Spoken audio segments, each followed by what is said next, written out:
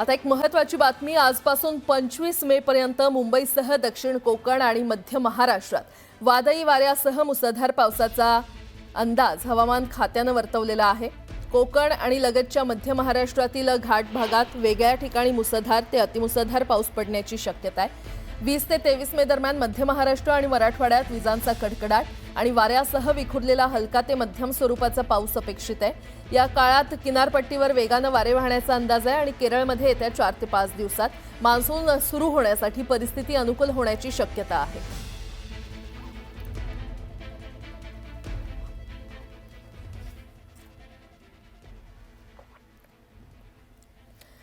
मुंबईमध्ये मुसळधार पावसामुळे जनजीवन विस्कळीत झालेलं आहे। सर्वत्र जोरदार पाऊस कोसळतोय। नवी मुंबईच्या वाशीमध्ये भिंत कोसळली आहे। वादळी वाऱ्यामुळे वाशी नाका फ्रीवेची सीमा भिंत कोसळली असल्याचं कळतंय। सुदैवानं कोणतीही जीवितहानी इथे झाली नसल्यानं मोठा अनर्थ टळलाय।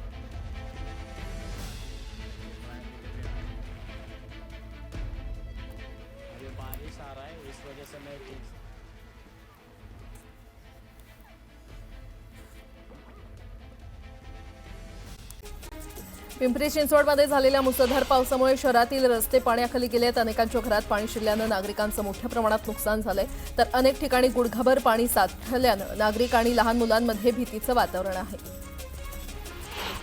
उद्योगनगरी पिंपरी चिंचवडमध्ये देखील मान्सूनपूर्व पावसानं मागील 2 दिवसांपासून धुमाकूळ घातलाय। पिंपरी शहरातील उपनगरात पावसानं जोरदार हजेरी लावली। पावसाचं पाणी रस्त्यावर साचल्यानं पाण्यातून रस्ता काढताना नागरिकांची मोठी दमछाक झाली।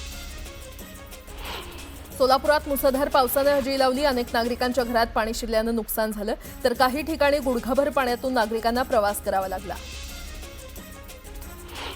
वाशिम जिल्ह्यामध्ये मालेगाव, रिसोड, कारंजा, मंगळूरपीर इथे वादळी वाऱ्यासह पावसाने जोरदार हजेरी लावली।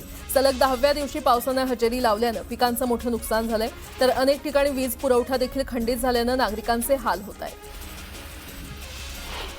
शहापूरमध्ये विजांच्या कडकडाटासह जोरदार पाऊस झाला। कापणीला आलेल्या भात पिकांचं मोठ्या प्रमाणात नुकसान झालंय, त्यामुळे शेतकरी देखील हवालदिल झालाय। वीज पुरवठा खंडित केल्यानं तब्बल 18 तास शहापूरकरांना अंधाराचा सामना करावा लागला।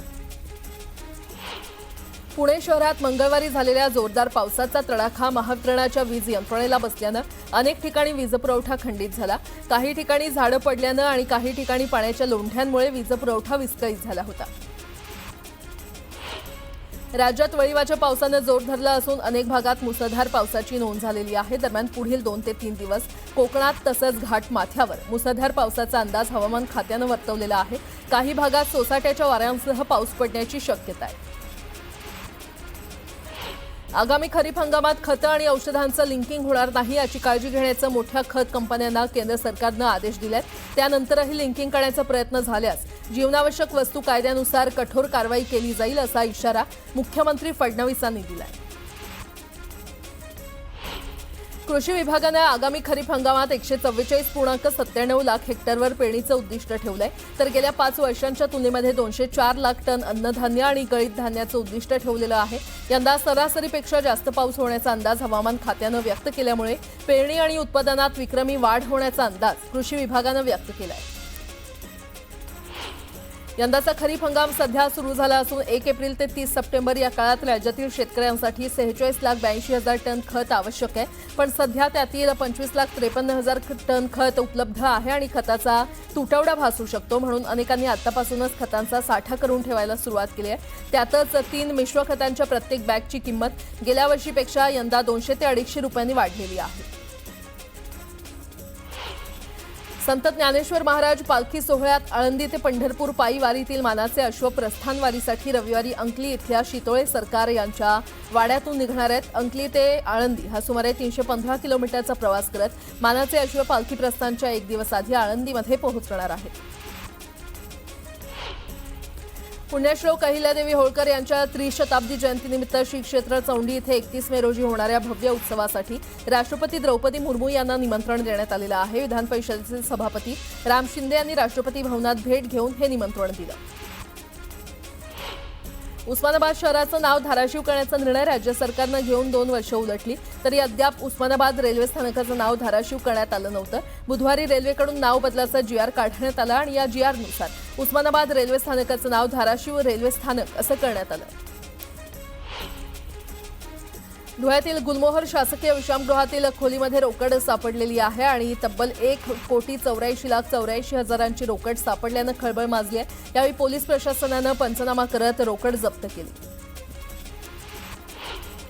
वाशिममध्ये सोयाबीनच्या दरात तब्बल 200 ते 300 रुपये प्रति क्विंटल घसरण झाली आहे। खरीप हंगाम डोळ्यासमोर ठेवून शेतकरी शेतमाल विक्रीसाठी बाजारात दाखल होत आहेत आणि मात्र ऐनवेळी दर घसरल्यानं शेतकरी संकटात सापडलाय। नांदेडमध्ये भर पावसात भाजपतर्फे सिंदूर रॅली काढण्यात आली। ऑपरेशन सिंदूर अंतर्गत यशस्वी कामगिरी करणाऱ्या भारतीय सैन्य दलाचा गौरव करण्यासाठी या रॅलीचं आयोजन करण्यात आलं होतं। आणि आता धुळ्यातून एक मोठी बातमी समोर येते। धुळ्यातील गुलमोहर शासकीय विश्रामगृहातील खोलीमध्ये रोकड आढळल्याचा प्रकार समोर आलाय। विश्रामगृहातील खोली क्रमांक 102 मध्ये 1,84,84,000ची रोकड आढळलेली आहे। विधानमंडळ अंदाज समितीला देण्यासाठी खोली क्रमांक 102 मध्ये 5 कोटी रुपये ठेवण्यात आल्याचा आरोप माजी आमदार अनिल गोटे यांनी केला। तर खोलीची तपासणी करण्याची मागणी करत गोटेंनी 5 तास ठिय्या आंदोलन केलं। अखेरीस पोलीस, महसूल आणि सार्वजनिक बांधकाम विभागाच्या अधिकाऱ्यांच्या उपस्थितीमध्ये पंचनामा करत खोलीची झडती घेण्यात आली। खोलीमध्ये तब्बल 1,84,84,000 रुपयांची रोकड आढळल्यानं खळबळ माजली आहे।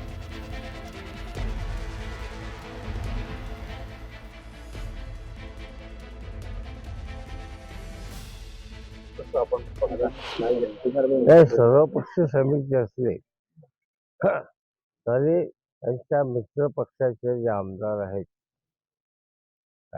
अर्जुनराव खोतकर हे या समितीचे अध्यक्ष आहेत। आता वरमाय शिणार असल्यानंतर वरावर कसं स्वीकारावं लागेल हा साधा प्रश्न आहे। आणि आतापर्यंत आरोप सगळ्यांनी केले, पण कोणी सिद्ध नाही केले। मी सिद्ध करून दाखवले। बोल, अजून काय प्रश्न आहे? सर्व पक्ष समिती असले तरी त्यांच्या मित्र पक्षाचे जे आमदार आहेत अर्जुनराव खोतकर हे या समितीचे अध्यक्ष आहेत। आता पुन्हा एकदा बातम्या वेगवान स्वरूपात।